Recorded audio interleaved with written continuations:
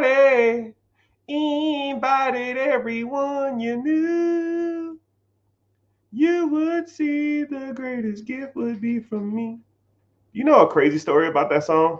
That's the Golden Girls theme song. And I watched a documentary on the Golden Girls. It just happened to be on. I don't know, I'm being weird. It just was on the background. I didn't really care, but that song was like a whim. It's like probably one of the top 5 TV show intros of all time, and it was a whim. It just happened. The woman came in. She read what it's supposed to say. She said, "Hey, I gotta be at another event in 10 minutes." She got the lyrics, and then she just ran with it, and she went for it. But the more you know. All right, subject of the day is somebody asked me what are some good starting points for investing basics, and I sat back and thought about it, and I said, man, that's a good question. So it's going to be the subject of the day, or at least the subject for the next 5-10 minutes. First of all, you got to understand that investing has to be a mental commitment because a lot of people want to invest, but they don't.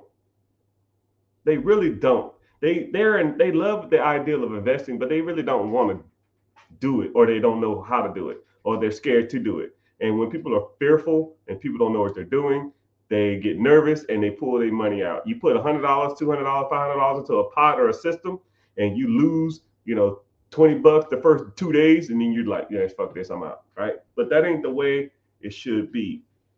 You have to mentally commit to investing. It is what it is. You can't just wake up one day and say, hey, I want to invest, and I'm gonna throw my money into this pot, and I'm gonna check it in a week, and hopefully I make triple my money. No, right? You need to set a time goal and an allocation goal, not just freaking I'm gonna put a little money in here and hopefully it work out. It ain't like quick money. It ain't like gambling. It ain't like forex. It ain't uh, crypto or sports betting or parlaying and any of the other crap. You can't just throw money into something and hopefully it works out. It doesn't work like that. So first of all, you got to mentally commit, and then you got to allocate. Allocation is taking a certain amount of money every month and putting it into the pot, regardless of how bad things get. No matter how much you struggle, no matter how broke you are, it doesn't make a difference. I do not care what you are going through, because I promise you, whatever you think you're going through that's bad, I went through probably worse. I went through, um, dude, it was bad. Bottom of the barrel, eating bean weenies, freaking eating mystery meat, asking friends for $10, $20, $5. You know, it's bad. Homeless, broke, sleeping in my brother's closet, sleeping in my brother's car, asking my brother for money, getting into it with my family. I didn't have it. So when people say that, man, it's always something, oh man, I'll start investing next month when I get ahead. No, you need to start doing it now. And then I'll give you another quick point because I don't want to harp on this too much. You know what I mean? You have to start investing. I call it windfall money. It's the money that you get when you didn't expect it. Things like tax returns, things like things like birthday present money. Um, your mom want to bless you with some money. Your parents want to bless you with some money. An inheritance, a insurance claim, lawsuit money come through, or whatever. You have to take that money and put it to work, and don't worry about trying to get ahead or trying to worry about staying afloat. Right? We all are going through the same things, regardless of how much money you make or how much money you're bringing in, right? I'll say you're bringing in 4,000, 5,000. Let's say if I'm bringing in 500,000 a month, I have the same struggles as you do. I have bills, I have creditors, I have lines of credit I have to pay. But you know who gets paid first? I do. And that's the difference between middle class, low class, upper class, and rich and wealthy people. Rich people will always pay themselves first. If I got an account and let's say if I did $50,000 last month, $30,000 of it is going to investing. And then I'm paying my bills with the last 20. Or 40,000 will go to investing, the last 20 goes to bills or whatever you want to call it. Right? I don't pay all my bills and then I'll invest what's left. No, we don't do that. That's a loser's mentality. Losers invest what's left because there's always going to be something.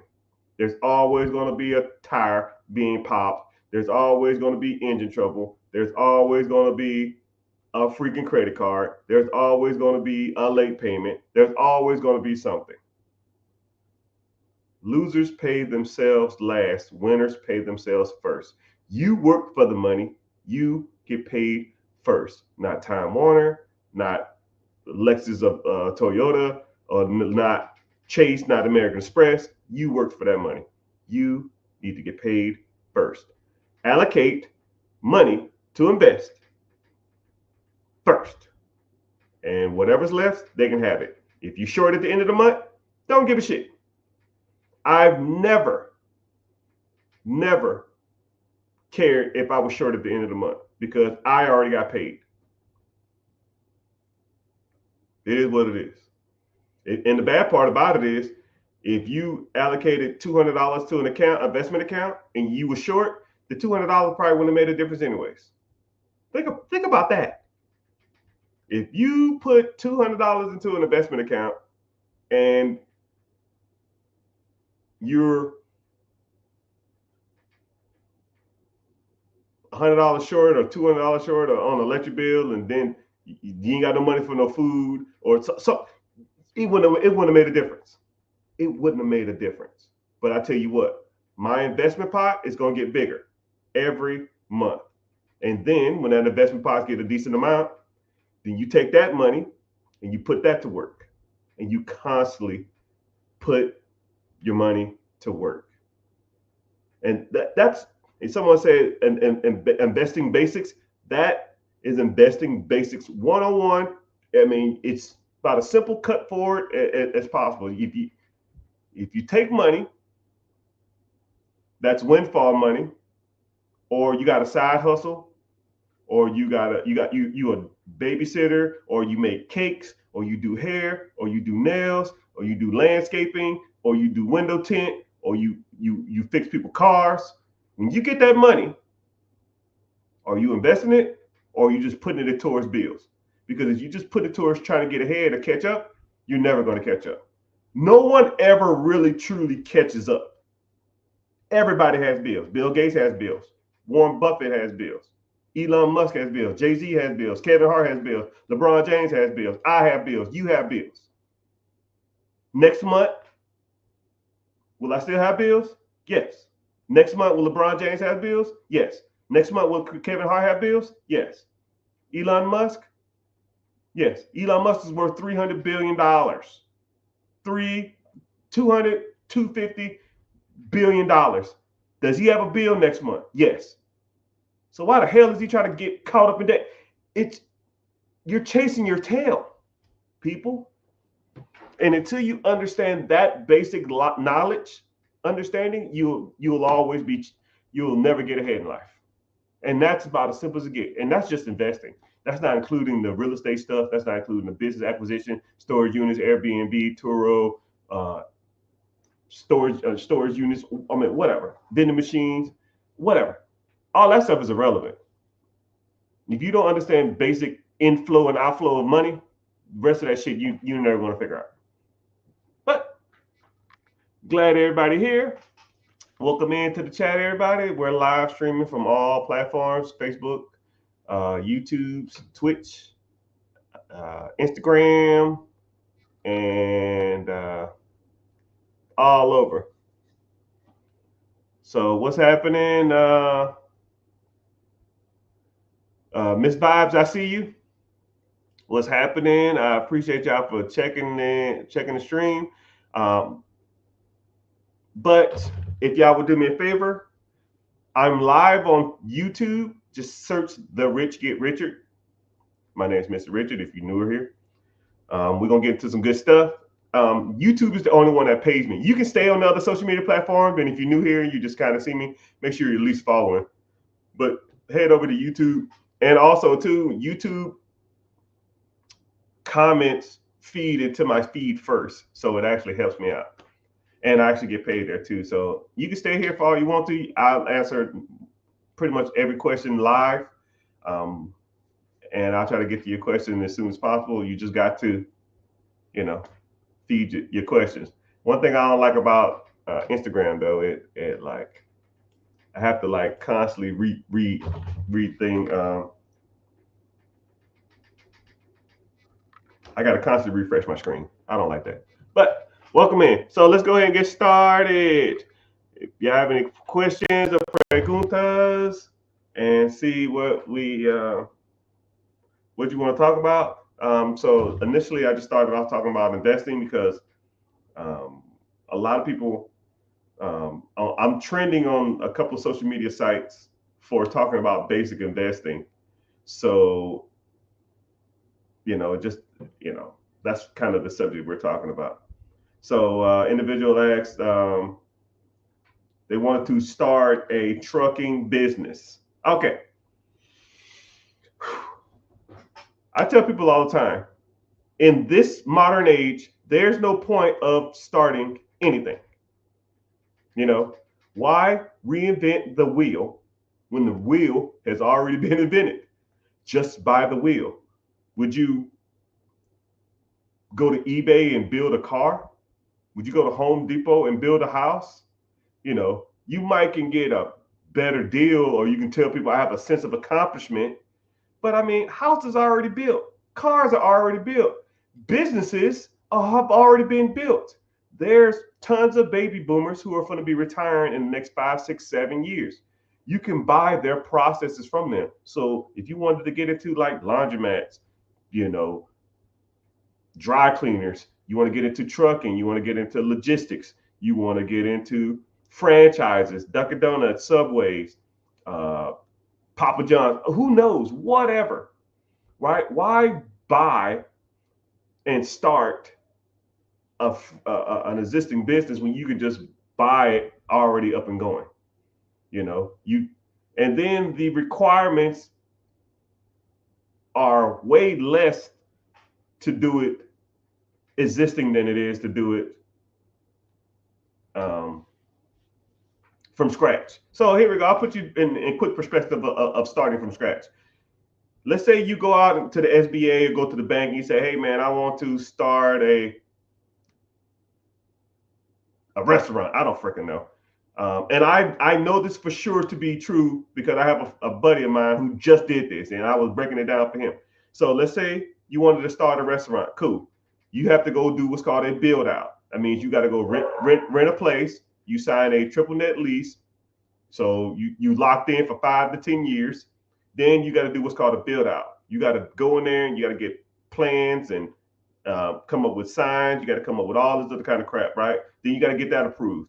And that's going to take 6 to 8 months, maybe, probably damn near a year. So that build out is going to be $100,000. Okay. But let's say you got a loan for $500,000. So now that business is going to cost you $100,000 just to build out, right? And then you're going to have to, you got to get food, you got to get inventory, right? And then you got to train employees. But you got to train employees and you ain't made a damn dime. So you're doing all this other kind of stuff. You got to get inventory. You got to train the people. You got to come up with a schedule. You got to pay managers. You got to hire assistant managers. You got to come up with menu ideas. You got to come up with just all this other kind of crap, right? And let's say you borrowed $200,000 from the bank to do this, right? You're a year in, $200,000 in the hole, and you ain't made a fucking dime. Not a damn dime. But, and then what's crazy is you open up the door day one, you have what's called a burn rate, meaning that not only are you paying the current lease, you are paying for a lease off a loan that you got a year ago.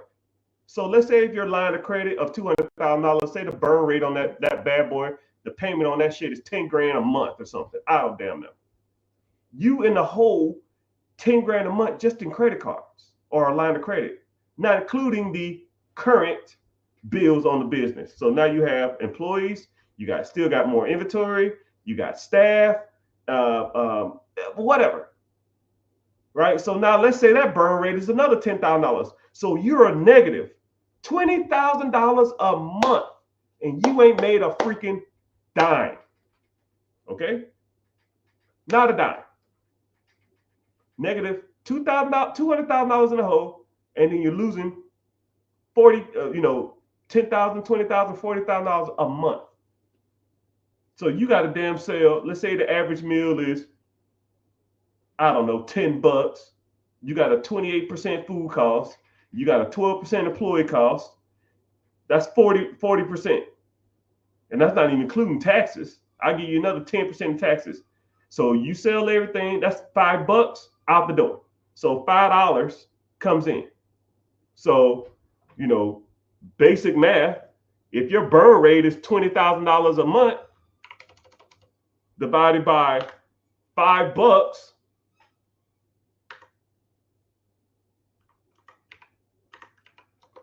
you got to sell 40,000 meals just to break even.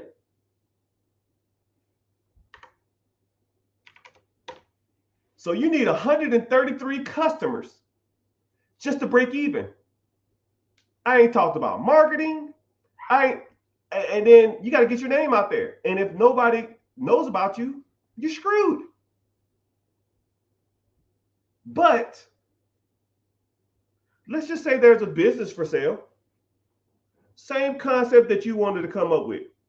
Maybe it's 5-10 minutes down the road, 30 minutes down the road. Who cares? Same concept as whatever you wanted to do. Because I promise you, there's not a business for sale or idea you can come up with that's not a business for sale somewhere in your area. I promise you.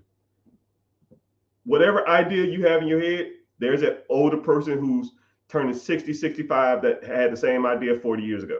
And he already did it. He or she already did it. You can just buy their process. Now let's say that same business is down the street for sale for $500,000. Well, Mr. Richard, I was only going to spend $200,000. Why would I spend $500,000 when I can spend $200,000? Shut up and listen. Now let's say that business is $500,000, and let's say that business is bringing in $200,000 to your pocket. Okay. The requirement from the government states that you need to bring in that you only need 10% down to purchase this business.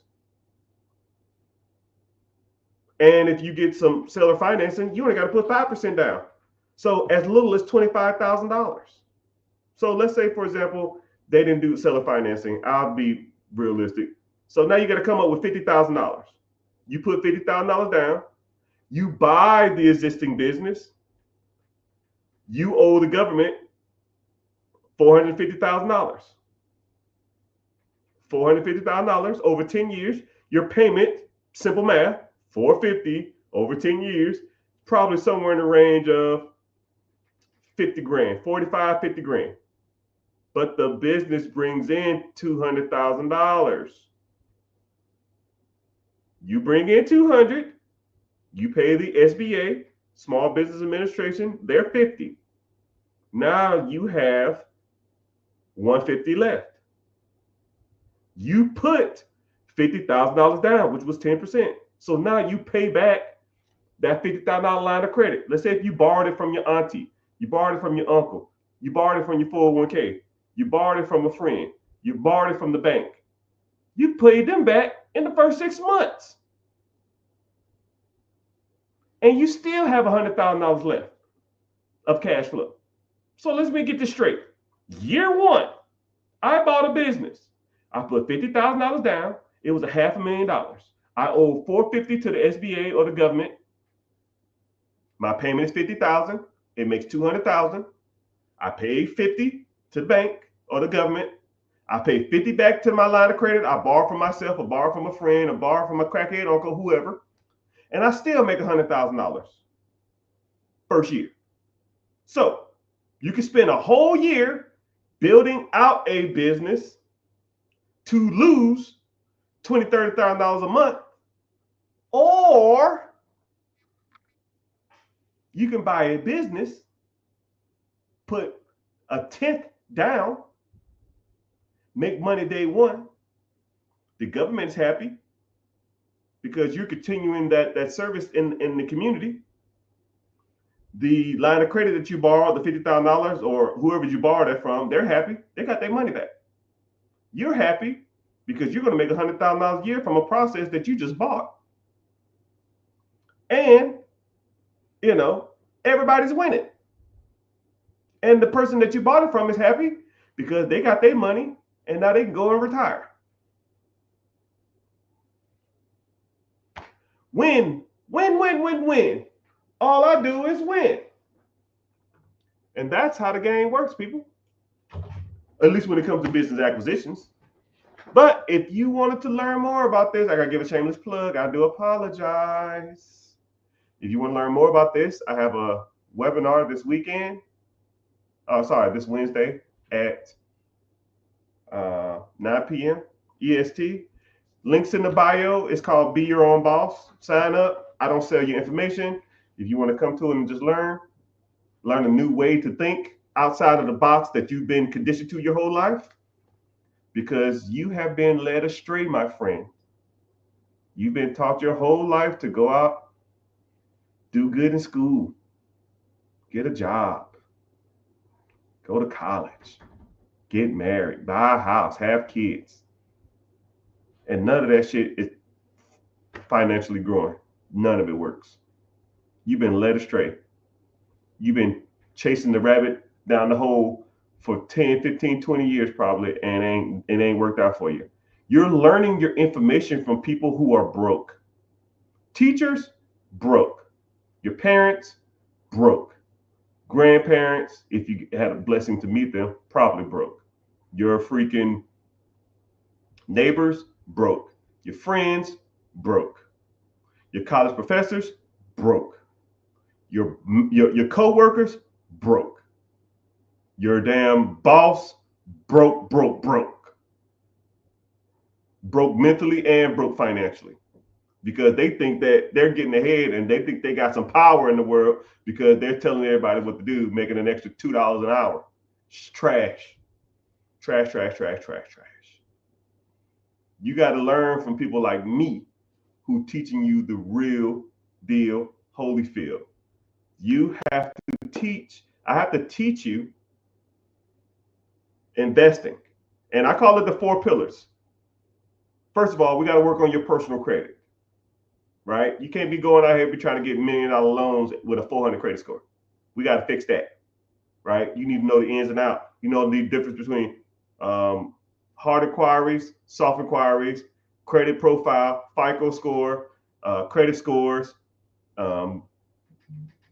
all the bureaus, how they pull, how to boost your credit, how to be more pleasing to the banks, and then when you start focus on business credit and LLCs,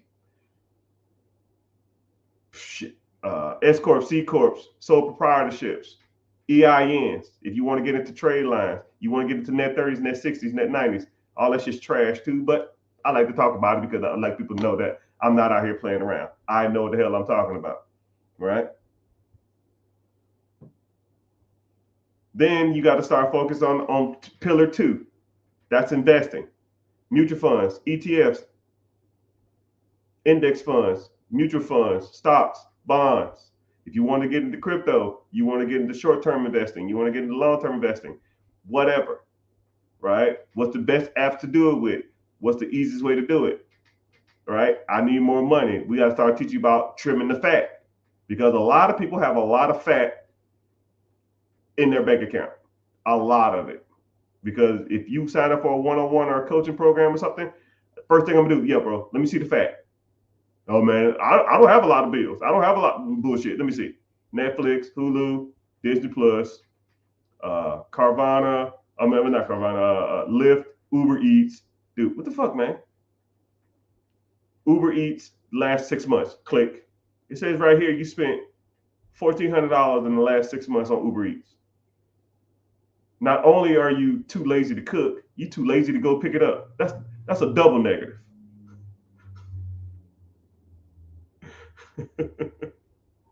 come on, man. Come on, man. You know, who's your cell phone through? How much your cell phone is? When the last time you called them and asked for a reduction or swapped it over to an account that's a lot cheaper? When the last time you called your car insurance and asked them for a plan reduction? You know, you can go, I'll give you a tip right now. You can go to your car insurance website, put your exact information in it, get a new quote. If it's cheaper than the quote you have now, they will honor the new quote. Wow, I just saved you an extra $400 over the next 6 months. Now, what are you going to do with the $400? Boop. You need to start investing. Oh, I need to get caught up on my credit cards. Wrong. Then when it comes to investing, I even have I'll give you another subcategory, right? And that's taxes. I review all your taxes for free, right? Find you more money. I just had a client 2 weeks ago, found them an extra $3,100 because they were doing their taxes wrong. Now, what are you going to do with that extra $3,100? I'm going to get caught up on credit cards. Wrong. Free money. You didn't even know you had it. Take it. Let's put it to work. You really want to get ahead? Let's put it to work. Because that $3,000 compounding interest will make you way more money than saving some money on some stupid ass credit cards. Because credit cards are going to be there. Credit cards was there yesterday. Credit cards are there today. Credit cards are going to be there tomorrow. Rent's going to be there tomorrow. Rent's there today. Car payment's going to be there tomorrow. Car payment's going to be today. Car payment's going to be there tomorrow. I mean, it is what it is. It is what it is. You got to start investing. Third lesson we talk about is real estate. Owning your own primary home, owning duplexes, quadplexes, fourplexes, commercial apartments, getting into syndication, Airbnb, freaking Section 8, wholesaling, bird dogging. I had a lesson the other day in my class because someone said, yo, man, you always talking about bird dogging. I don't even know what the hell that is. You always talk about it. I said, okay, cool. Here's a 30-minute lesson on bird dogging. After I was done with that, they say, yo, bro, I didn't even know that shit even existed. I didn't even know that was even a thing. I said, yeah, I did it for years. It's the way you get into real estate with no money. Oh, man, I want to get into real estate. I ain't got no credit. I ain't got no money. Cool. Bird dog. What the hell is that? Sit back. But all the ways, lease option, tax liens, sub 2, lease to own. All the different ways you can buy money, owner financing, bird strategy, creative financing. It's tons of ways to make money in real estate. You just got to know how to do it. You got to be taught from people that talk about this type of stuff, not go to college and do good in school and work hard. Work hard at what? Does it look like I'm working hard?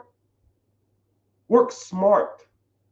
Put your money in shit that's going to make you enough money so you don't have to work hard. Working hard is for suckers. Then the last pillar that I always focus on is ownership. Owning processes that make you money every day. You're not going to get ahead working a 9-to-5. 3% of all millionaires work a 9-to-5. And you know they're doctors, lawyers, engineers, nurses, traveling nurses, and stuff like that. Right? If you don't have a high dollar skill, or if you're not bringing in damn near $150,000 to $200,000 a year to your 9 to 5, it ain't happening. Right? And then there are a couple of exceptions that people will live well below their means, and they invest everything they got, and then when they're 65, 67 years old, they might have a 401k that's equivalent of $1 million. I mean, I get it, right? But majority of people ain't gonna do that. You got to own processes that make you money while you're sleeping. If I own a business, my business makes a sale, and I pay my employees, I pay my staff, I pay my overhead, and then I pocket $400, and that transaction happened at 6 o'clock in the morning. I didn't do nothing for it. Now, how many processes can you own that pays you $500 a day that you do nothing for? Infinite. Now, let's say there's a process that pays you $500 a day, but you got to work 12 hours a day. How many could you own? 2 max, and that's $1,000. And now you tired as hell and complaining that your back hurts and that I ain't getting paid enough for this. But if you own a system that pays you $100, $200 a day that you do nothing for, you wake up, you check your account, you might call your team, wish them some luck, you might pay a little money here and there, say here's a gift card, thanks for your hard work, and go about your business. You got to know how to find those systems. Businesses, laundromats, storage units, Airbnbs, vending machines, whatever. You got to learn about those systems, and nobody is going to show you in your circle. Your teachers, your college professors, your friends, if you got roommates, your co-workers, your family, your mom, your pops, your brothers, your sisters, your kids, right? I'm not trying to be an asshole, but they don't know what they're talking about. I listen to people talk for 3 minutes when it comes to money, and I almost just like, I don't even want to hear it no more. You don't know what you're talking about, right? I started my financial journey in 2008. I bought my first piece of real estate, and I listened to every financial book or read every financial book in the library. Every one. 107 books, and I'll never forget it. I read a book a day, which was rough, but I didn't know. I had no fucking clue, but I know I wasn't going broke again. And I tell you what, the things that I learned from all those books, and I've been applying them all through the years, and I know what works and I know what don't. Right now, I don't know, 6 figures a month, easily. Right? Some months I do better, some months I do worse, but I don't care. And then all that money comes in, and I reinvest it, because that's the game. Pay myself first. I just gave you that lesson. But if you're interested in this type of stuff, you like talking about money, you like talking about different ways on how money works, you done with the rat race, you tired of the 9 to 5, right? My last push, and then we'll get to some questions. Click the link in the bio, join the free class. It's called Be Your Own Boss, right? I don't sell your information. If you come through, you listen, you hang out for a little bit, ask me a couple questions, and if you want to move forward, we move forward. If you don't, you never have to hear from me again. I don't care. I was fine before you, and I'll be fine after you. I don't care. I just got tired of people for years asking me, yo, man, do you have like a program or something where you can sit back and teach people? And cool, I'll walk you through that process. I'll show you what I have to offer if you're interested, and if you are, right? But you get a lecture before we even start, right? I'll break down a lot of this financial stuff before we even start. So, yeah. So let's go ahead and get started. Somebody says, I want to own a laundromat or a dry cleaner that is absentee, but what if my manager quits? What is your fail safe? Okay, good question. What if your manager quits? Generally, management in a laundromat, McDonald's, Dunkin' Donuts, Subway don't give a shit. Management typically are older people for the most part. Older people generally have families. For them, people just don't up and quit for a reason. They just, you know what, y'all, I'm done. Peace. Um, it's it's 12 o'clock on Friday. Today's my last day. I'm out. Because if they do that, they're gonna call you and say, "Hey, man, I got a referral here for John Smith. How was he?" Well, he was a good worker, but he just quit on me one day. I don't know if he's gonna do that with you. He just left, and they're gonna ask him about that in the job interview. And they say, "Yo, man, why'd you just quit? You told him on Friday at 12 o'clock that you're gonna leave, and then you just left. Why'd you do that? Are you gonna do that with us? Now we're not gonna hire you." So more than likely, if a person is older and a person has more responsibility, they're not going to just leave you high and dry. First of all, they have an obligation to probably their family, right? A spouse, man or female, male or female, and or their kids. So more than likely, they're going to give you the respect and give you a cushion before they quit. And if they just leave, right, more than likely, you're going to have other people working there. So you can either do two things. One, if a manager ups and leaves randomly, just I leave, right? Which is kind of weird, but more likely they're not. Every job I've ever been to or every place I've ever worked at has the guy or the girl who's probably the best worker around. I want you to think about your job. There's a guy or a girl that hey man, who's the hardest worker in this place? You already know. When I was in the military, you already knew the guy or the girl. They was the go-to. They did everything. They always worked hard. They never talked bad about anybody. They just went there, worked, left, right? And they worked their ass off. We all know those people. First of all, more than likely, they was already doing managerial roles anyways, or they was already the assistant manager. Boom. Congratulations, young man or young woman. You're the manager now. If you want to do that. Or you tell the individual, hey, you're going to quit in 2 weeks. Let me find a person to replace you over this next week. And then after the week, when I bring him or her in, then you train them how to do your job. And then after a week, you're done. About as simple as it gets. And I hope that helps. And have I ever had that happen? No. Nope.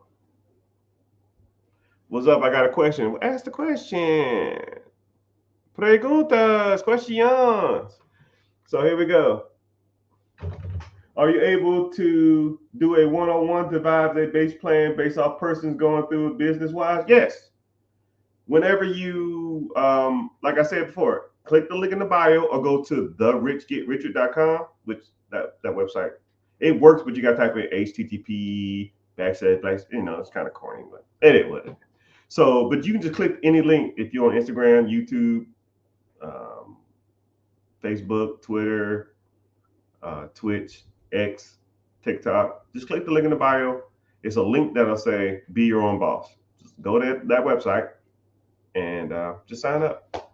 But yeah, and if you need a one-on-one and you want a one-on-one, we'll go from there. But like I said, my one-on-ones is super extensive, and we break down everything, right?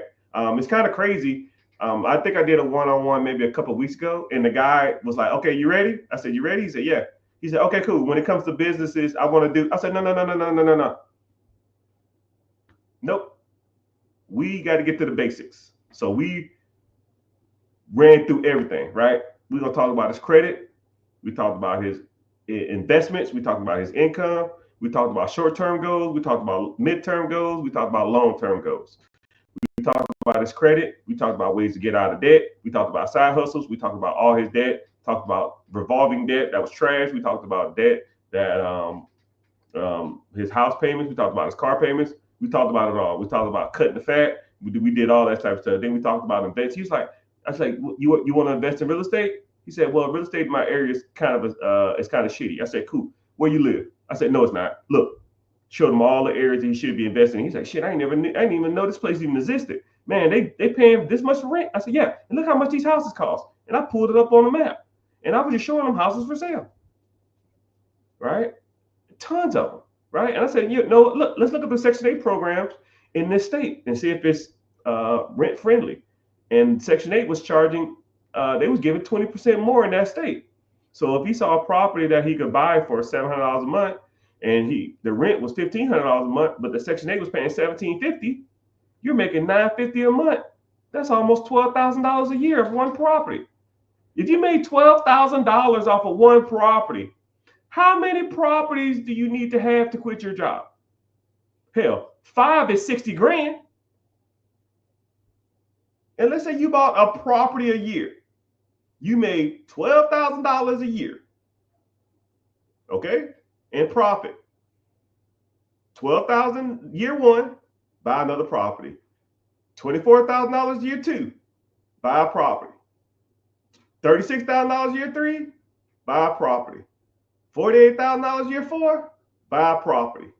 60 grand year five, quit your fucking job. Golly. People act like it's rocket science. And then about 2.5 hours in, then we start talking about businesses. Because people want to talk about business, but you need to get the basics first. You know what I mean? But yeah, that's 101 in a nutshell.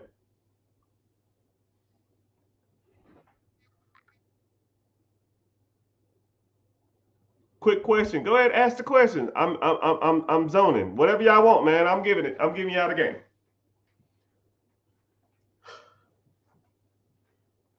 Someone said, I came across your page and you never wear designer, but you wearing Tom Fords today. I mean, it is what it is, man.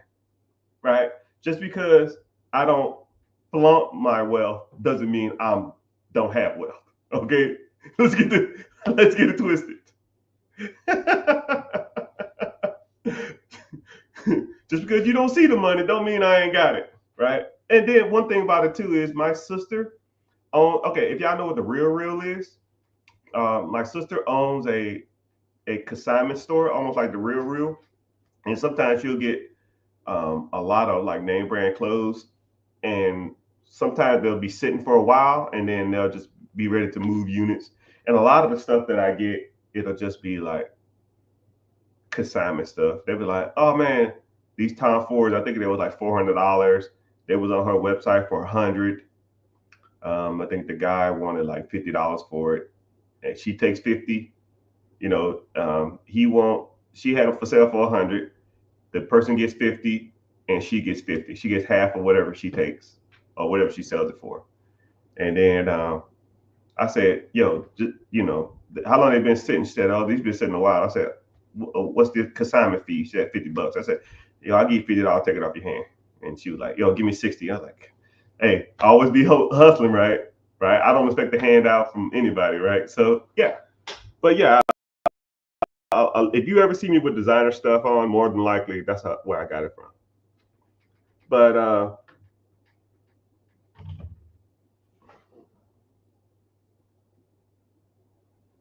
someone said, I wonder what the payment's going to be on a $450,000 loan. Hey, simple math, man. The average SBA loan is about 10%. 10% interest on $450,000 is about $45,000. I'll round up. That's $500,000. The average SBA loan is 10 years. $500,000 over 10 years is $50,000 a year. Simple. Say word. Where do I sign up? Click the link in the bio, my guy. And then we also talk about credit, and we also talk about business funding, because a lot of people don't have access to capital, and I'll show you how to raise capital, how to get your own capital. If you get access to capital, how to properly liquidate it, because you know sometimes these banks be charging like 20, 30, 40% to get access to this money. in the form of cash. And there's better ways to do that. I try to do. I'll show you how to do it. Do you think private A investments like Energy X is long-term investments? I don't even know what Energy X is. I'm kind of simple on my investing. I'm not out here trying to chase.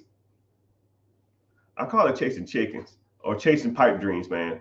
Oh man, I'll give you a great example. It was about when I started making a decent amount of money. I started getting into like some crazy investments. That's where I learned a lot of my hard knocks. 2012, 2013, there was a company drilling off the coast of Africa. They had some new oil refinery technique that was revolutionary. And they was doing 90% returns month over month for the last like 6 months or something. I said 90%. I said, if I put $100 into this stuff, I get 190 back in a month. And then after the month 2, I'm at what? Damn near $350. I said, sign me up.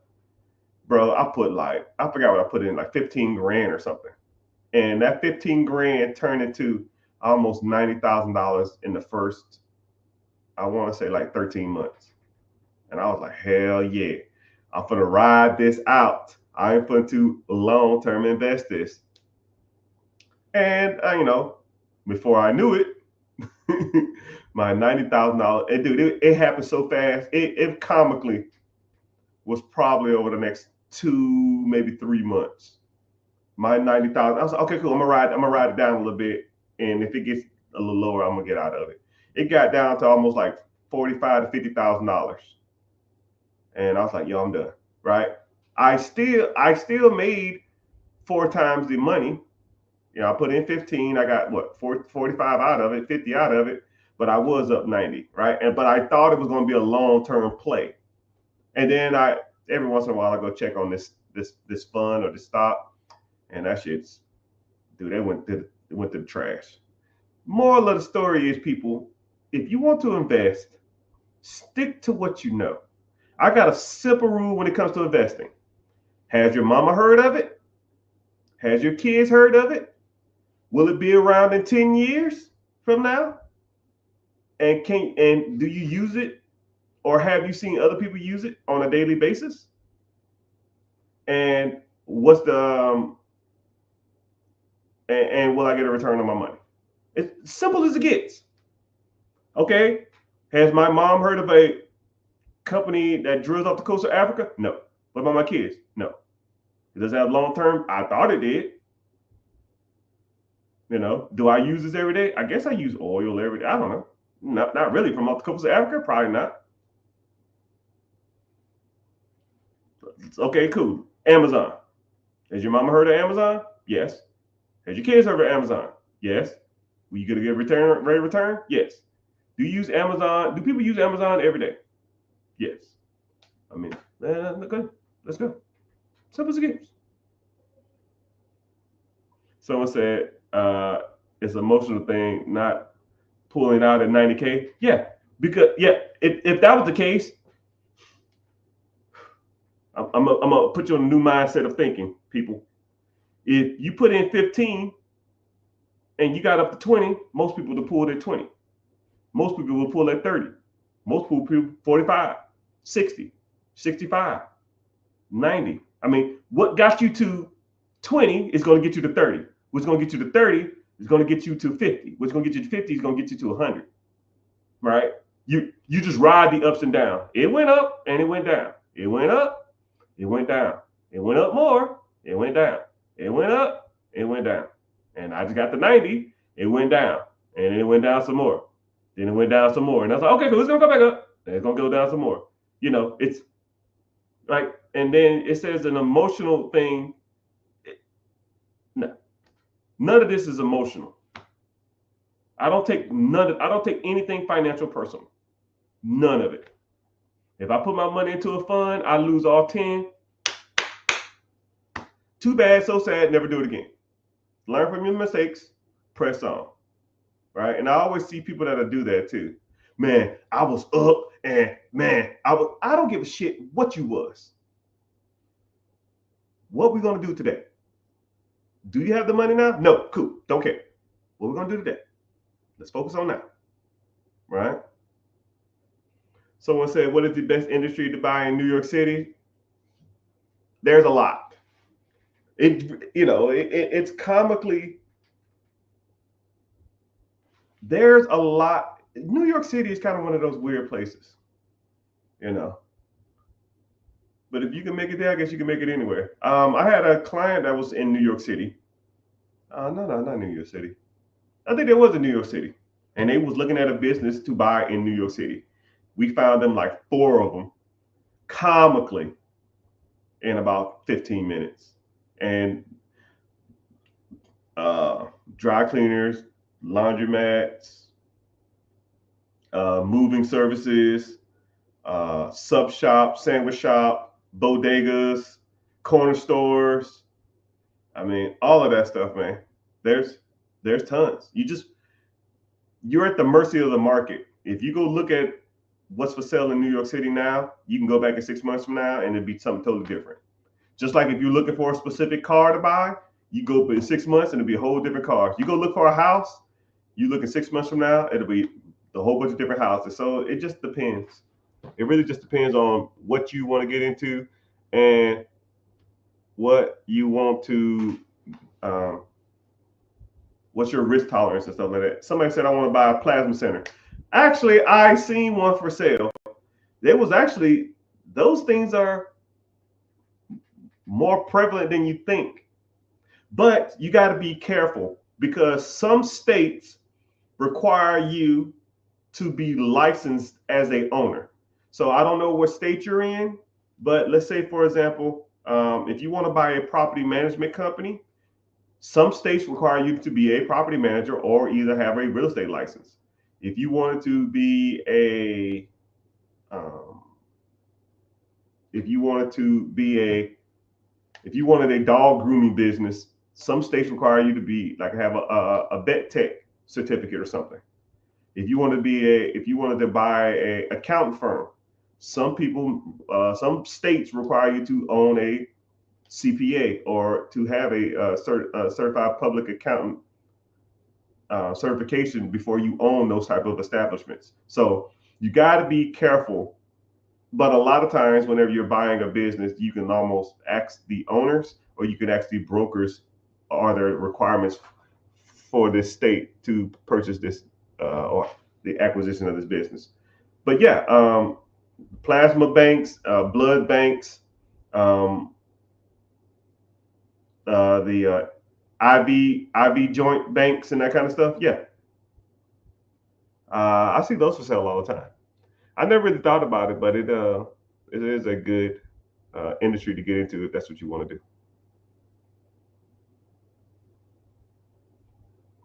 So let's get to the question. Preguntas. Yesterday we had a good lecture. Yeah, yesterday that bird dog stuff, man. We talked about being a bird dog, which a lot of people don't even know that even exists. So yeah, in class we talked about being a bird dog, and yeah, people got value from it.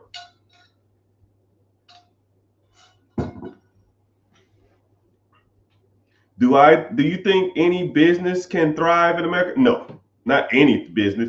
Okay, I'm not like I'm a real big politically correct person.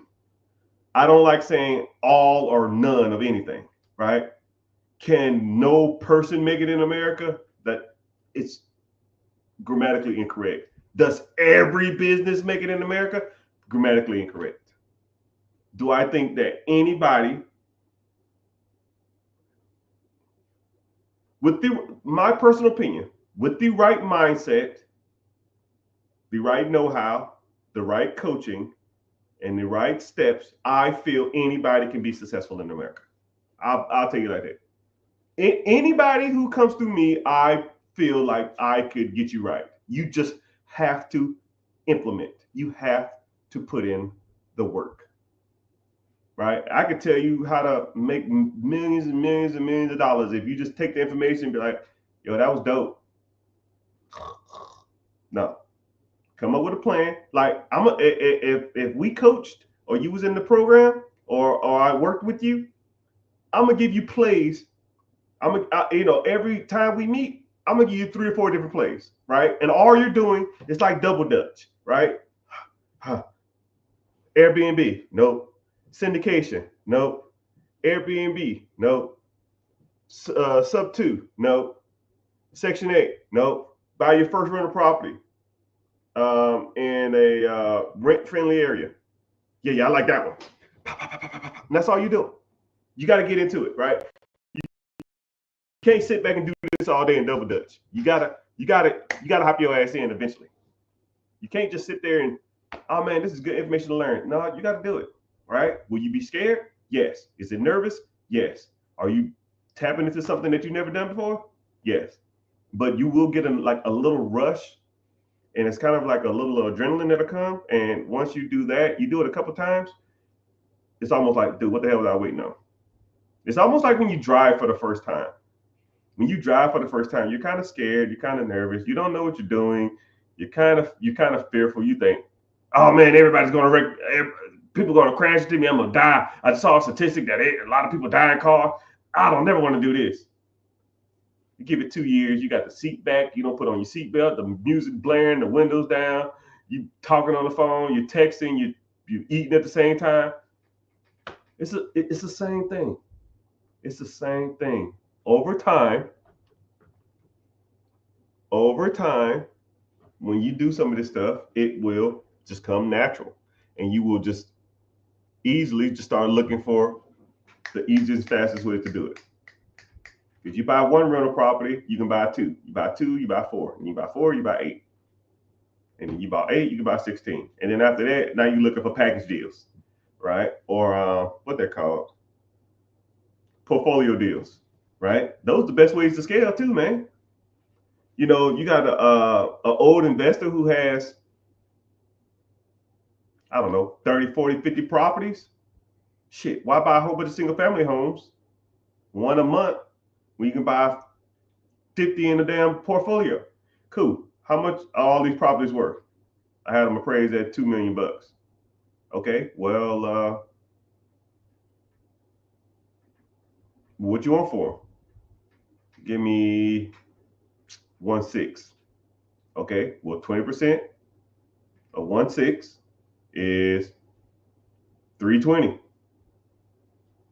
You put 320 down, you got $400,000 worth of equity. You pretty much get your money back as soon as you sign the shit. But that's how you scale. And then the rent will pay for your down payment. I mean, let's be real, people. Let's be real, people. But commercial break, y'all. Like I said, I give you 15 minutes worth of game, and you got to listen to me solicit for 15 seconds. 15 for 15, right? I don't know where you're watching from, TikTok. Just make sure you tap in the screen. Let's tap for 15 seconds while I talk. 1, 2, 3, go. Just tap the screen, tap the screen. Instagram, I see you. YouTubers, I appreciate you in here. Let's see, the YouTube is bumping, man. I'm getting some AdSense today, man. Cut the check. Twitter in the house, Twitch in the house, Facebook. We need to work on it, but it's all good. But if you want to watch, it's the same platform. I see everybody's comments. I just get paid from YouTube to be here. So 2 things. 1, I have a free webinar coming up this Wednesday. Click the link in the bio. Join the free class. Like I said, I don't sell you information, but we talk about, raising money from the banks. We talk about buying businesses. We talk about buying real estate. We talk about credit. We talk about business credit. We talk about business funding. We talk about stocks, bonds, mutual funds, investing, compounding interest. It's a good little segment that a lot of people need to hear. But if you're interested, go over there and head that out, check that out, and when you do that, also then click back after you sign up, and then go to my YouTube channel and watch this from here, because like I said, I'll give you game for free, but YouTube actually pays me to be here. So, and it's not even a lot, it's like, I don't know, a couple $100 a week or something, just enough to like get my daughter some Michael Jordan shoes. She loves Michael Jordans, and I hate Michael Jordan.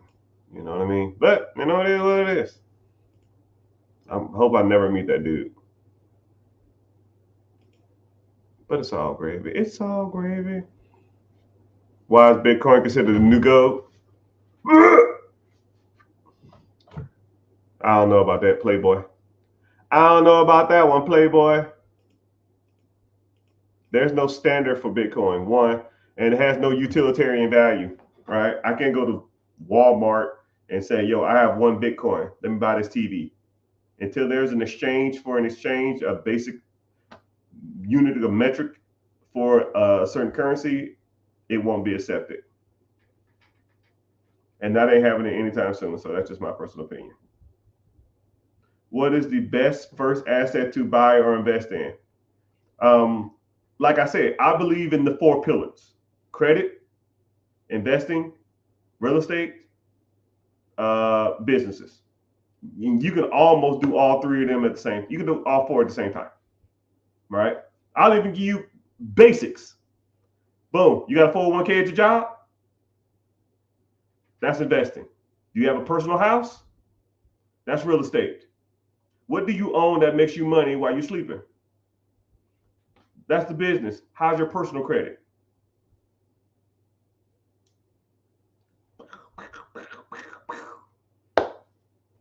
You should be tackling all 3 of those or all 4 of those damn near every day of your life. Every day of your life. And the more you do it, the bigger the scale you get, right? You start off with a $200 credit card to build your credit, and then you work your way up to a $500 credit card. Then you work your way up to a $1,000 credit card. And then you work your way up to a $10,000 credit card. And then you start getting into the platinums and the black cards and the gold cards and the centurion cards, right? It ain't like fishing. You don't go out to a boat. You don't get on a boat and throw out a fucking hook and catch a marlin after 30 minutes of fishing. It ain't happening. You're not gonna catch a 2,000-pound fish after doing something for 30 minutes. No, it's steps to this, right? Investing. Do you have a 401k at your job? Cool. How much do they match? Cool. How much do you contribute every month? Nothing? Wow, that's free money. Well, Mr. Richard, there's tax ramifications. Shut your ass up with that shit. Are you investing? They're gonna match your money. Well, Mr. Richard, the corporations use your 401ks. I don't give a shit what they use. They're giving you free money. And you complaining that a rich corporation is using you as a tax benefit? How about you complain that they make a dollar off the dime they give you? Complain about that. If you want to fucking complain about something, complain about how you give 40 hours, 50 hours, 60 hours a week to their ass, and they don't give a fuck about you. They'll fire your ass tomorrow. Right? You saw that article about that woman that worked at Wells Fargo? She was dead at her cubicle for 3 days before somebody noticed her. You think they give a damn about you? People be worried about the wrong shit. Man, did you see the Kamala Harris speech? Did you see the Trump speech? That shit ain't making me no fucking money.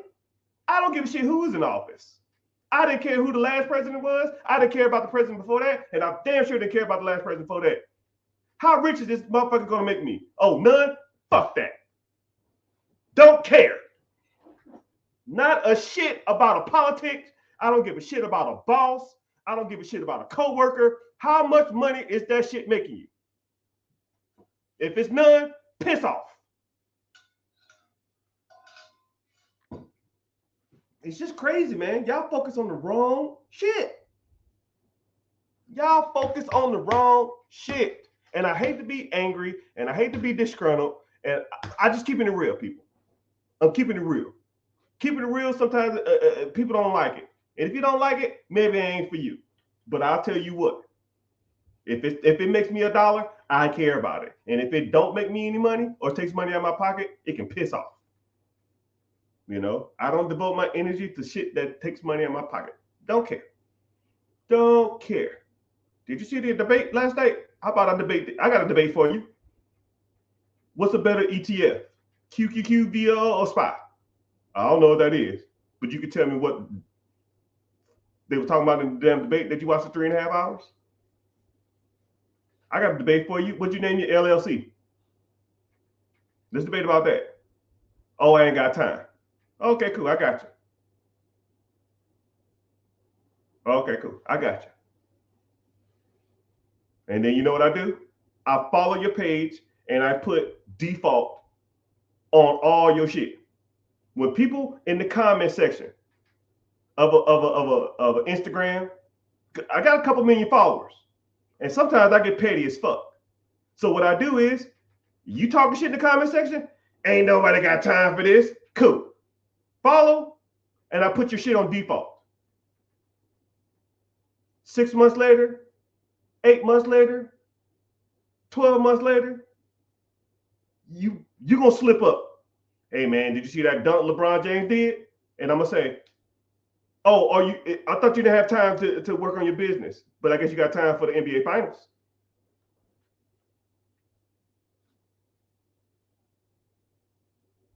Block.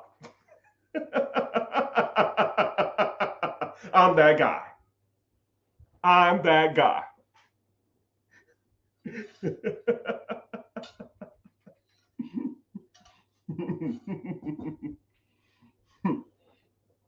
You ain't got time for that side hustle, but you got time to watch Patrick Mahomes throw backwards passes, huh? Okay, cool. I got you.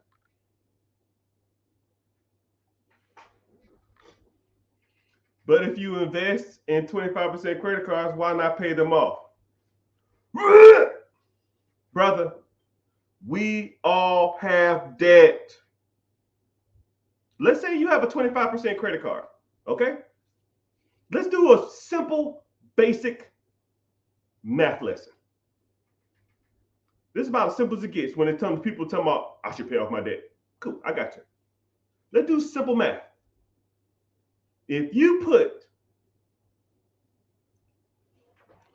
let's say I'm gonna get my calculator out, right?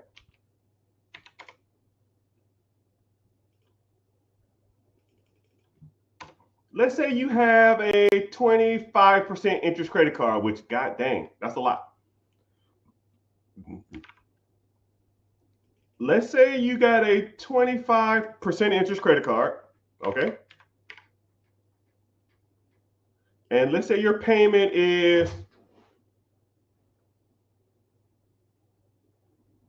I don't know, $400 a month, right? You send twice as much, okay? Twice as much, which is $800. You're going to pay that credit card off, and let's say you owe, I don't know, $5K. You're going to pay it off a little faster, but you're still going to take probably a couple years. And now let's say you pay the minimum, okay? Instead of you paying $800, you pay $400. And now you take the $400 and you invest it in an account, okay?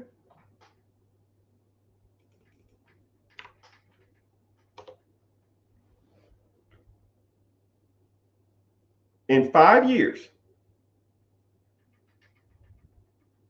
that account, the extra $400 you put into that system,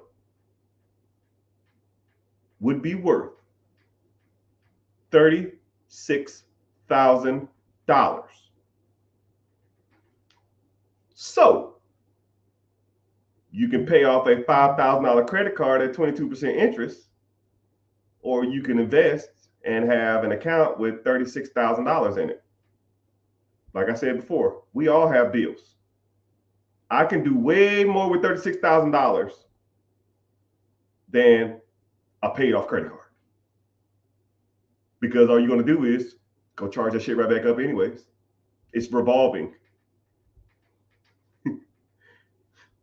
You think you learned your lesson the first time? Or the second time?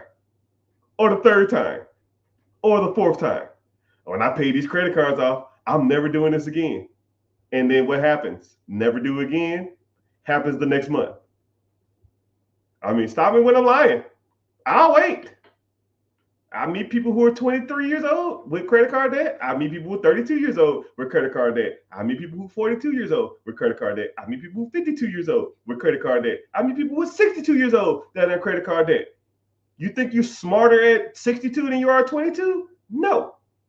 Most of y'all are just as bad with money as a kid, as a middle-aged adult, and as an elderly.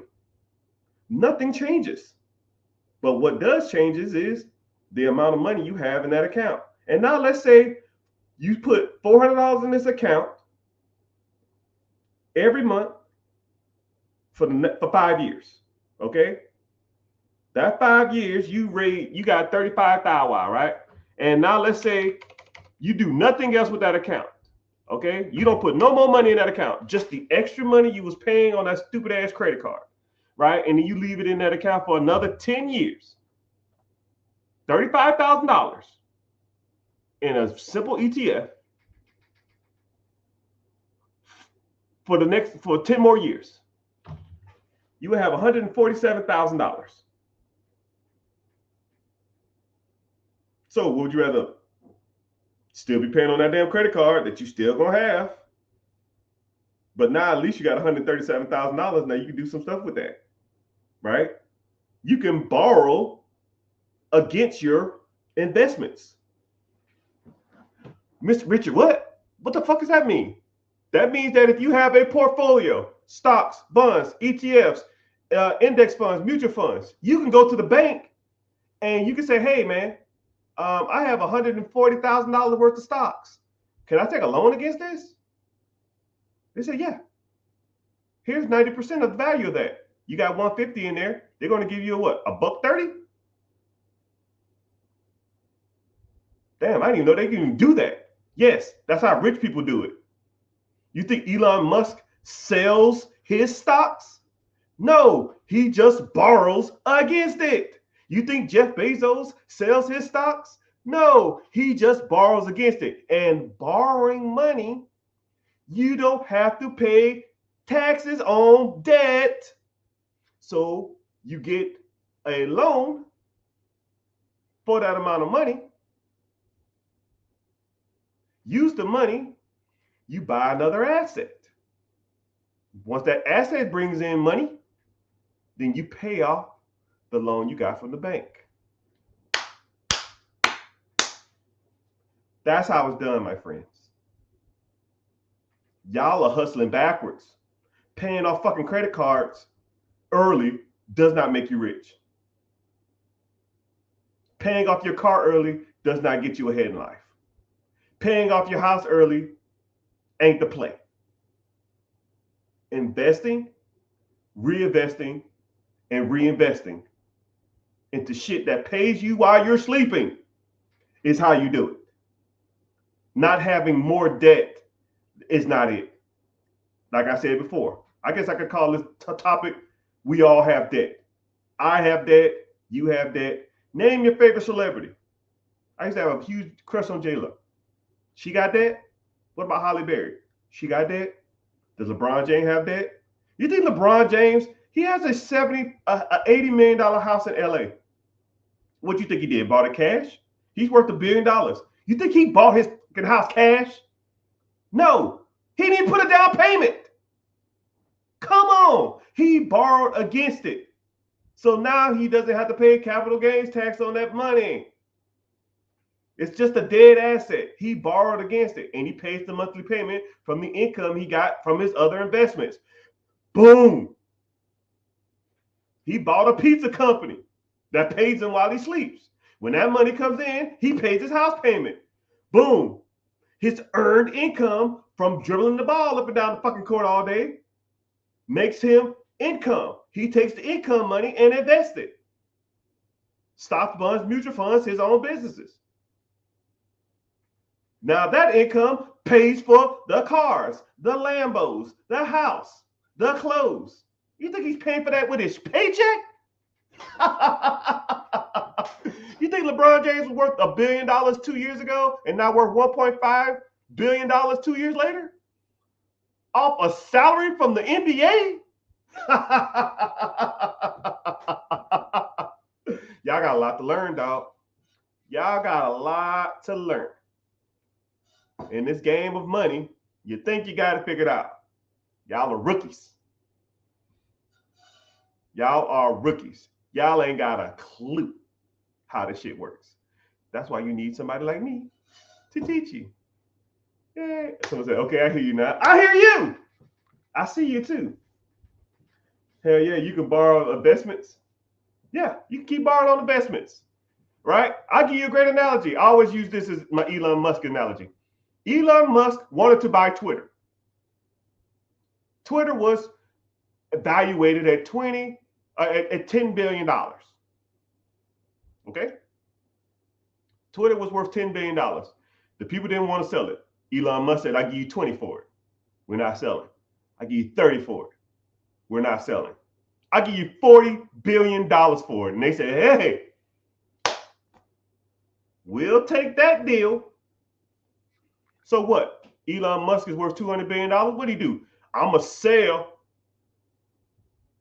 $40 billion worth of stock? No, you goobers. No, that's dumb. If you sell your stocks, you got to pay taxes on that money. But what did he do? He went to the banks and took out a loan against his stock portfolio to buy Twitter. He purchased Twitter with 100% debt. The payment on $40 billion is probably $200 million a month. And now y'all thinking, man, I got to pay this debt off. I got to pay this off super fast. No. Say if Twitter brings in $350 to $400 billion a month. 400 comes in, 200 goes out, you pocket 200. Simple as it gets, people. Now, if Elon Musk can do that at a $40 billion level, you can do it at a $40 million level. Hell, you can do it at a $4 million level. Let's keep going. You can do it at a $400,000 level. You can do it at a $40,000 level. Let's say if you have stocks or 401k, and let's say you have $60,000 in that account. And I see it all the time. Hey, man, I'm thinking about cashing out my 401k. Why? Because I need the money for something. Borrow against it. That way, your money can continue to make money. You take that money, buy something that makes you more money. And when that money comes in, you can pay off the loan. And then you still can take care of whatever you need to take care of. While your other money is still sitting in the account accruing interest. That's the game, people. Or at least one of the games. But hey, it is what it is.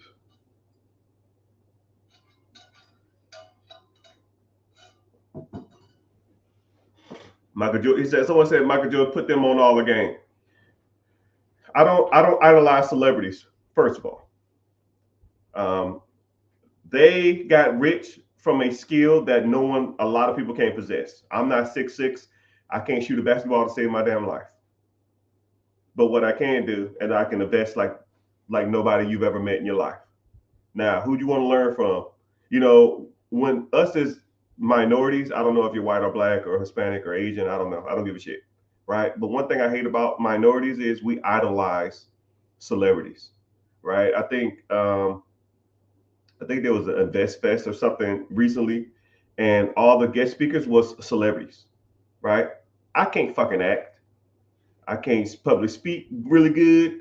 I can't dunk a basketball. I can't throw a football. I can't tell jokes.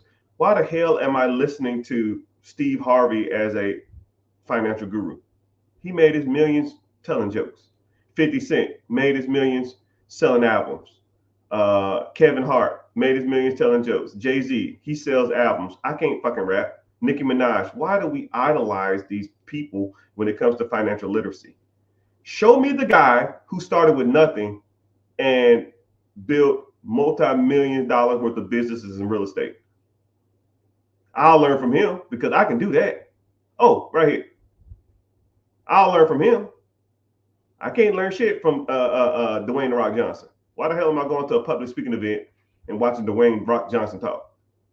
I'm not fucking 6'4", 300 pounds solid. Can't do it. I can't be a wrestler. I'm not that big. I'm not that athletic. So you have to start learning and getting your literacy from people who are out here doing this shit every day, not from celebrities. I idolize no man. I've met tons of celebrities. Most of them are assholes. Most of them. Me and Ludacris almost got to a fist fight because he talked shit. He was talking shit to me and my wife. I almost punched him in his fucking throat. Don't idolize them people, man. They're all losers. Most of them are. Some of them are kind of cool, but most of them are assholes.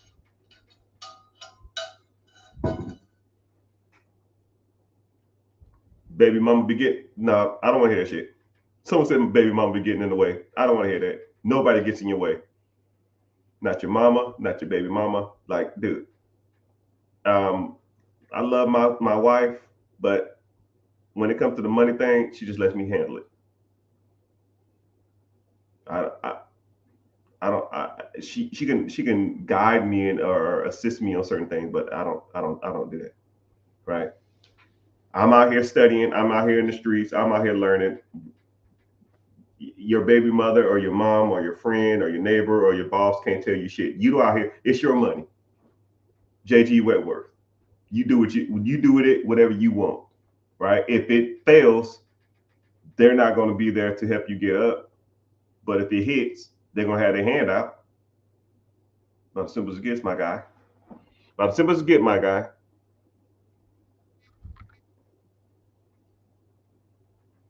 Someone said, learning wholesaling now? Yeah, brother.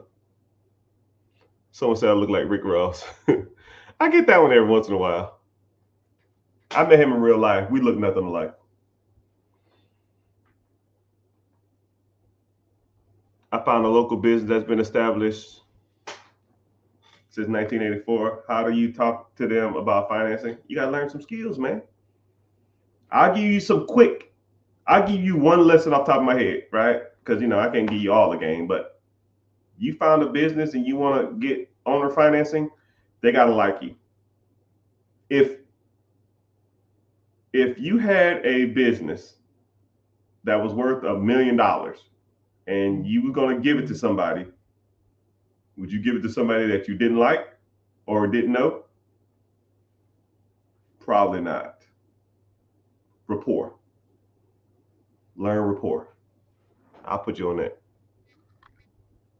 Someone says you was in the military. Did you get 100%? 100% P and T. I don't know what P and T is. Did I get 100% P and T? I don't know what P and T is. But yes, I was in the military. Did 21 years in that hellhole.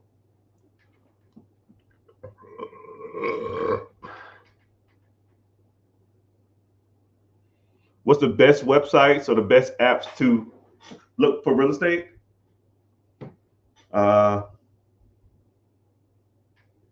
It depends on what you want to do.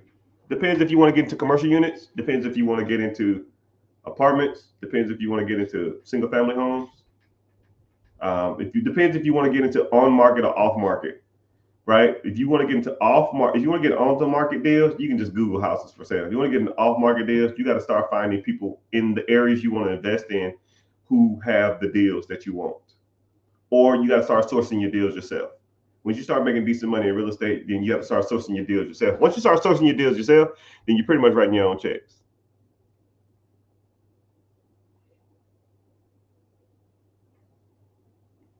But I'm glad y'all here. Y'all go ahead and give me some check-ins, man. Where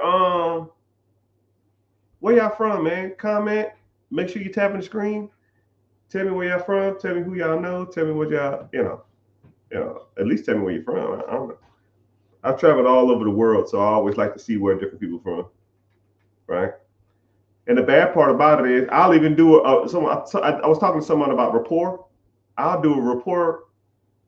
I'll do rapport with you right now, right?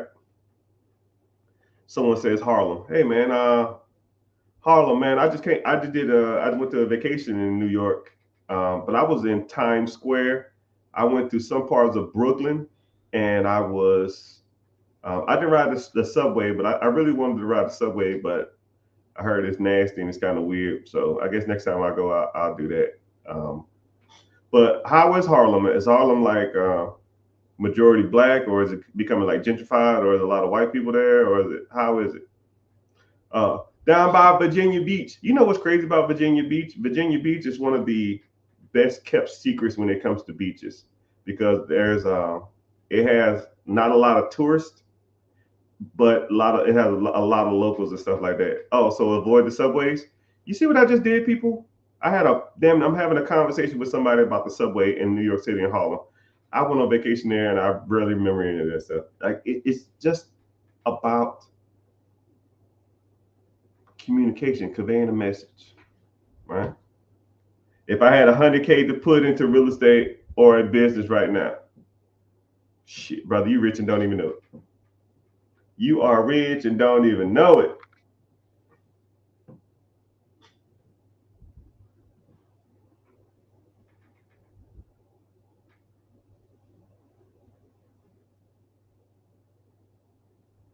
Someone said, uh, to your point, Jay Morris allegedly got $11 million for the Tulsa real estate fund. Yeah, and he ripped all them people off too. Ain't built shit.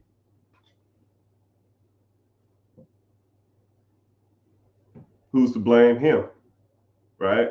If so to take on a fund, I'll even break that down. So there's a guy named Jay Morris. Jay Morris took a whole bunch of money. He raised a whole bunch of funds to start a Tulsa real estate investment group, and apparently didn't build shit. That is syndication Ponzi scheme 101, right? Syndication is when you're an investor, you take pools of money from people, and you find a project and you build the project. However, if then you're supposed to pay those people a dividend. But if you raise $11 million and then the money never goes to anything, but you have to sign a clause saying that you are investing and you invest at your own risk, and if you lose your money, you lose your money. So in theory, if you did a syndication deal, you can almost essentially raise all this capital in the world and then just tell people it didn't work out, and then they're just on the hook. It's kind of fucked up, you know. I'm not a huge fan of that shit, right? If I'm gonna take on someone's money and take on someone's investments, but please believe we build some shit, right?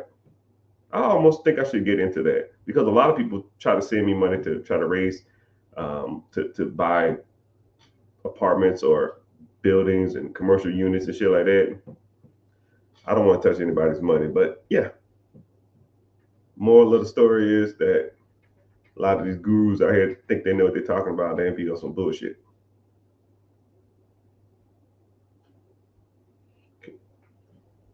Oh yeah, I'll DM you. I'll see you.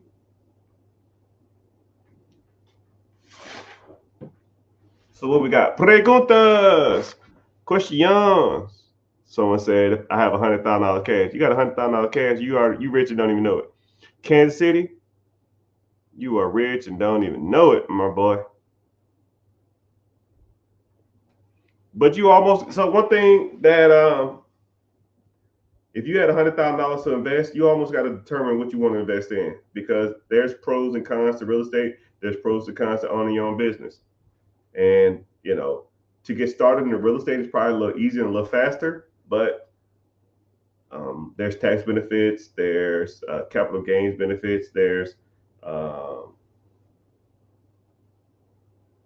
there's a lot of benefits to real estate. I'm not gonna name them all. I named them in my head, but I didn't. I was like, yeah, I'm not saying all the shit. But to buy in a business, you get a lot of cash flow back, but then you have a cash flow problem. Then you have to pay taxes and capital gains on that too. So they have their pros and cons. I think that's why I try to explain to people what the pros and cons are of having both of them. Right? But there's a free class coming up. Click the link in the bio, join the free class, and we can go from there. No, what I'm saying is that $3,100 pay off instead of investing first.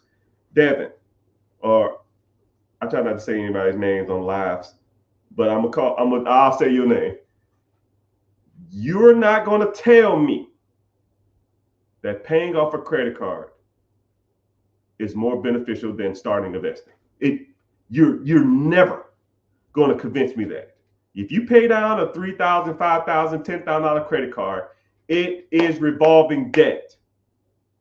You pay it off, and then you will be right back in debt a year later, and then you're going to be paying it off again. You're chasing your own tail, man.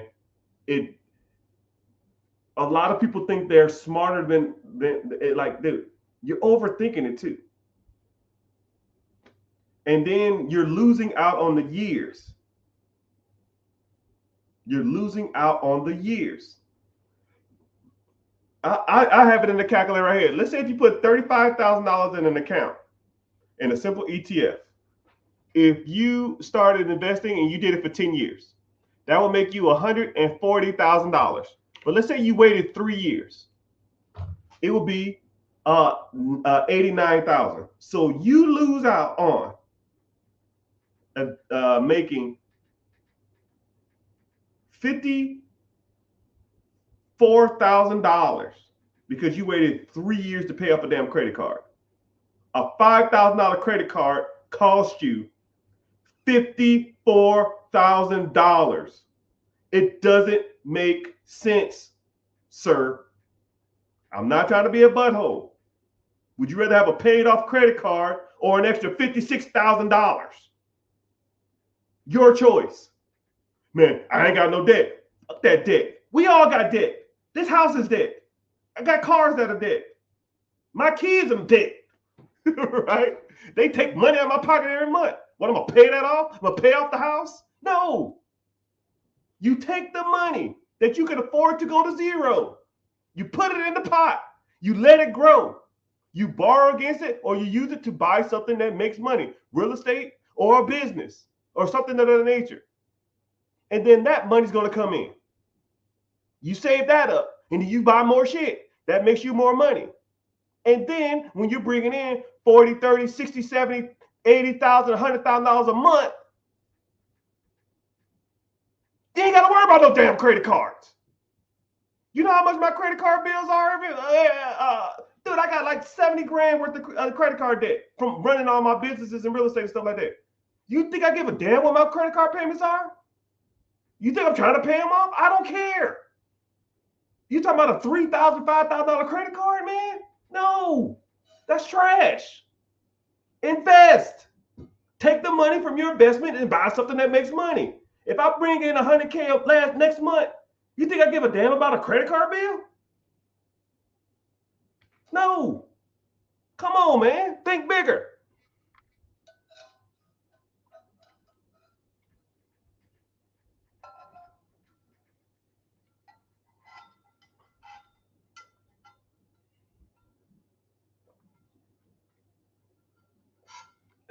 Someone said, I thought you just taught people how to buy gas stations. No, man, I teach you how to buy anything.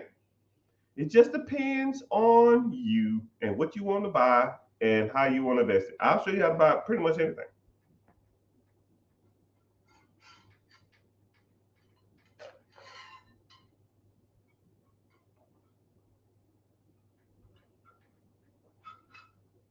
Someone said, if I knew about ETFs at 18, I ain't even gonna read the rest. You know about them now. What you gonna do? I don't care what happened yesterday, man. We don't care. I'm here to tell you right now, we don't care. You didn't know about ETFs at 18. You didn't know about real estate at 18. You didn't know about buying business at 18. You didn't know about credit at 18. You didn't know about investment at 18. But you know about them now. What you want to do? Because 5 years from now, you can say the same shit about now. Man, I wish I'd have did something. 5 years from that, man, I really need to get started. 10 years from now, man, I know all this game, but I got to put it to work. Dude, you're just saying words, man. You got to put it to work. Put it to work.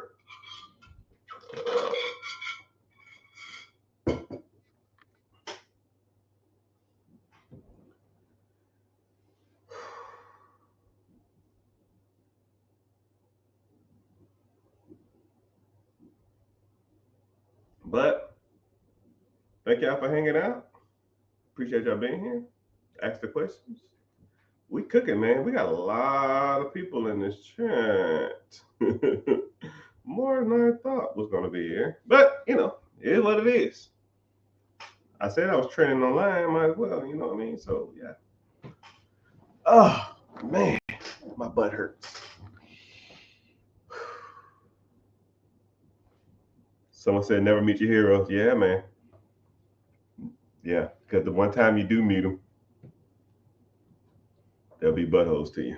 And the weird part about it is, man, I'm not saying I'm a celebrity or I'm well known or anything, but even me, when I meet people, I still try not to idolize them, because if they turn out to be assholes, it's just gonna piss me off. You know what I mean? So it's all good. It's all good.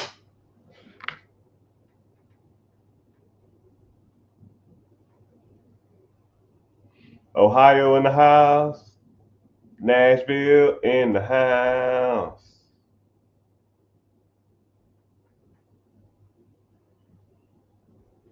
Someone said I'm a millionaire from real estate. Yeah, that's about as simple as it gets. You're a millionaire in real estate, and you probably got thousands of dollars worth of debt. It's funny that people look at debt as almost like a crutch.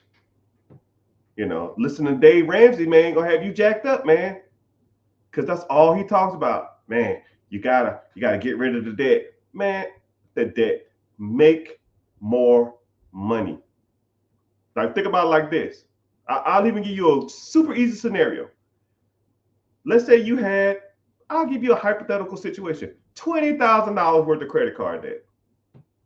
And let's say you make $5,000 a month. You got $20,000 worth of credit card debt. You make $5,000 a month. Is that a bad problem to have? You're damn right it is. Let's say, okay, boom, I'm gonna double your income. Now you make $10,000 a month. Is $20,000 credit card bad to have? Yep. Cool. Double it again. You make $20,000 a month and you have $20,000 worth of credit card debt. Is that a bad problem to have? It's getting better. Cool. Double it again. You got $20,000 worth of credit card. Now you make $40,000 a month. Do you care about a $40,000 damn debt when you make $40,000 a month? Probably not. Moral of the story: make more money. Stop focusing on your debt. We all have debt. Rich people focus on making more money. Poor people in the middle class focus on paying off debt. They will sit in that rat race trap for life.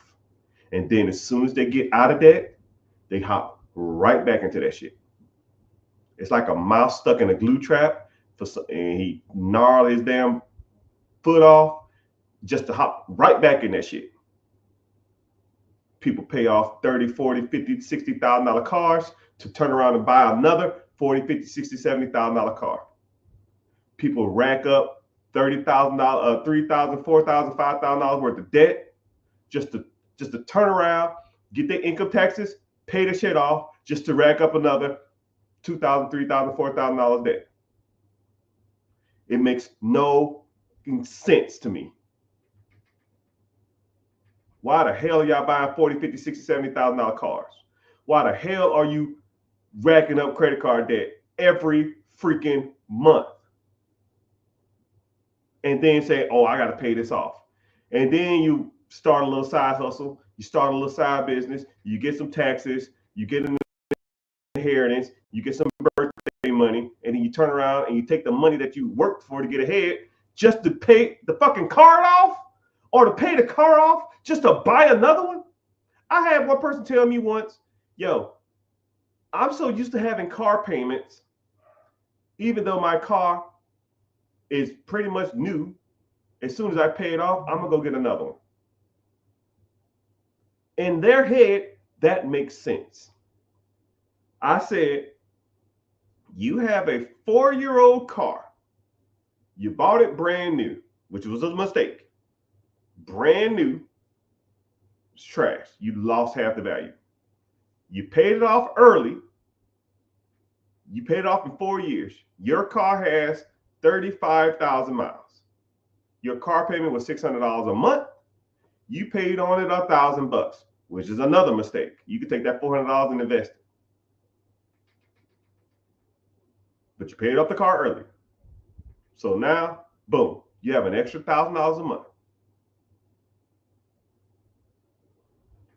with a paid off car that has 32,000 miles on it. What you finna do? I'm finna go out and buy another car. Why? Because I can just get a newer model of the same one I got. Well, why? Because I'm so used to paying car payments that I feel weird not paying one. That is the dumbest I've ever heard in my life. And then 2-3 months later, I see that individual.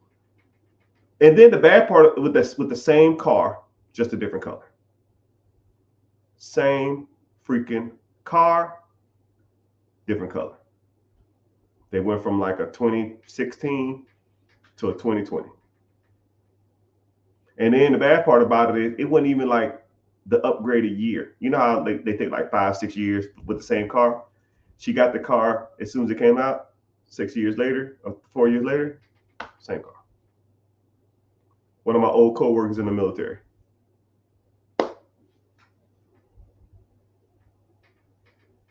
That individual will never be ahead in life. Never. Their financial literacy is a -10.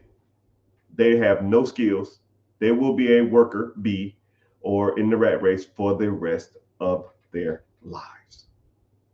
And in my head, I couldn't even save them. I tried, and I was like, you can just do this. You can just do this. You can just 1 year.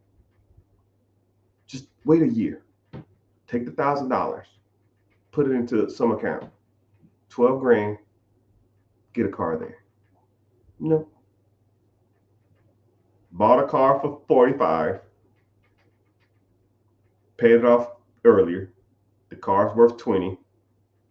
Trade in the car. They gave them like 16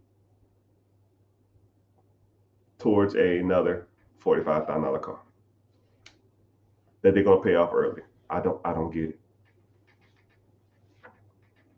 I don't get it. People do that wrong. People don't know what they're talking about. People don't know what they're doing. People think they're good with money, but they are not. I'll say hi. And I want you to, I'm talking literally to you. When you think I'm not talking to you, this is directly towards you, right? I want you to take this as super personal as possible. You think you are good with money. You are not. Not even close. 98% of people are not good with money. 2%. No, you're not. No, you're not. Not even close. The 2% of the people are people like me and people I associate with, and people that when I go to the country clubs, or I go to the golf course, or I go to the tennis matches, or I go to the concerts and go VIP, and I'm hanging out in the lodge with whoever, celebrities and stuff like that. Those are the 2%. You're not even close. You're not even in the ballpark, people. Right? And I'm not trying to offend you, and I'm not trying to make you mad, and I'm not trying to make you upset. You aren't that guy. I am. And I talk to people all the time for more than 3, 4, 5 minutes, and I know they're not it. You have bad spending habits. You don't understand debt. You don't understand real estate. You don't understand credit. You don't understand debt leveraging. You don't understand debt servicing. You don't even get credit cards right. You don't even buy cars right. Hell, let's say if you really wanted to buy a car, did you buy it in your business name? Did you capitalize on Section 179 of the tax code, which means that if you buy a commercial vehicle over 6,000 pounds, is eligible for 100% depreciation or 20% depreciation over the next 5 years? Did you do that?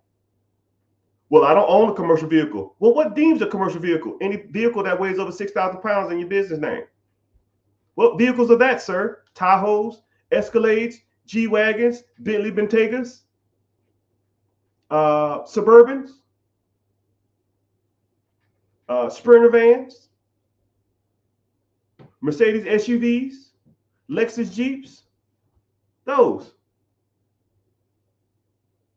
You ever like seen a row of SUVs, all black? It's like 5, 6, 7 of them. Yeah, that was all tax write-off. But you want to be cool in a Scat Pack. You want 100% deduction, or you want to be cool in a Hellcat. Come on, dog. You ain't even doing that shit right. Credit cards, are they in your business name or your personal name? Personal debt shows up on your personal profile. Means that it reflects on your debt to income ratio. Sorry, your credit utilization. Meaning that anything over 30%, they won't even loan you any more money. You get a $5,000 credit card, you charge $2,500 to that shit, you're locked on all 4 bureaus, all 3 bureaus. But business side, they'll give you 5 times, 6 times as much more. So instead of $5,000 limit, you get a $50,000 limit, and it doesn't reflect on your personal side. So you can max that shit out. And they have introductory rates at 0%. Most personal cards don't give you introductory rates. So now you can get $50,000 at 0% interest for the next 12 months, 16 months, 18 months, 2 years. You've been doing credit cards wrong. You're doing cars wrong. You're doing credit cards wrong. You're doing businesses wrong because you want to start your own business. Because I watched Empire. I can build this from the ground up. You're an idiot. That shit sucks. Why take over? Why buy it? Why start a process when you can take the damn shit over? You're doing that wrong too. Right? You renting where you at? Why don't you own? There's 6 or 7 programs that'll give you assistance for a down payment for your house. No person in America should be renting. And if you are, you should be capitalizing on FHA loans, which you can qualify for every 2 years, which is 3.5% down. And if it's a traditional home, you can do that every year or every 9 months at 5% down. You can save that into a mutual fund or your 401k, borrow against that. Now you can use that money for another down payment, rent out your previous house. You can buy a new house every damn year if you wanted to, with 5% down instead of 20% down, which is traditional for an investment property. You're doing that wrong too. I'm the 1%. You're doing it all wrong. You don't know what you're doing. You are not that guy or girl. Every aspect of your business, every aspect of your finances, every aspect of your credit, every aspect of your investments are done wrong. I'm just calling a spade a spade. Sometimes I get tired of this shit. You need to learn how the big boys and the big girls do this shit. Now, if you inspired, you fired up, get your ass in this class. Moral of the story, people. Sometimes you got, I'm kind of Old Testament, right? When my dad yelled at me and my mom yelled at me, I listened to what they said because it resonated with me. When they was upset, it lets me know whatever they were saying, they're saying what they're saying with their best intentions. They're telling you this stuff because they want to see you succeed in life. And they're seeing that you're on the wrong path and you're doing something wrong, and they just want you to straighten that arrow. Okay? Y'all got to do better, my peoples. All of y'all. Sometimes I have the wrong tack. Sometimes I come off as nice, but I am not out here playing around, people. You got to do better. So, last warning before I get off. If you are interested in learning how to do this type of stuff, I'm hosting a free webinar. Link in the bio, my guy. Click the link in the bio. Join the free class. Like I said before, I don't solicit. You won't get a bombardment of text messages. You won't get on no email list. You won't get spam calls. You get a notification before we start. Hop your butt in there and you learn. And then after that, I'm done. You want to learn more? Let's move forward. If not, I can lead the horse to water, but I can't make him drink it, right? But I thank y'all for your time. Social media gets mad if you exceed 2 hours. So I might hop back on because I'm kind of in a talking mood. But I don't know. But I'm about to head off. But join the free class. If you have any questions, preguntas, shoot me a text message. I'll try to get to it, but like I said, I'll probably get a couple, maybe 200 text messages a day, and it's just a lot. And I answer all my text messages myself. So if you get a message, it's from me, like, because I'm sitting there watching some show or something, and I just do DMs while I'm doing it. But thank y'all for being here. All my friends all over social media. Man, it's bumping in here. I appreciate y'all for being here. Make sure you're following on all the platforms. I see you in Twitch. I see you on YouTube. Make sure you at least subbing so you get notifications when I'm on. Twitter, make sure you're following. Instagram was kind of bumping today. I appreciate y'all being here. But yeah, I'm about to head off because, like I said, I can't exceed 2 hours. They get mad at me.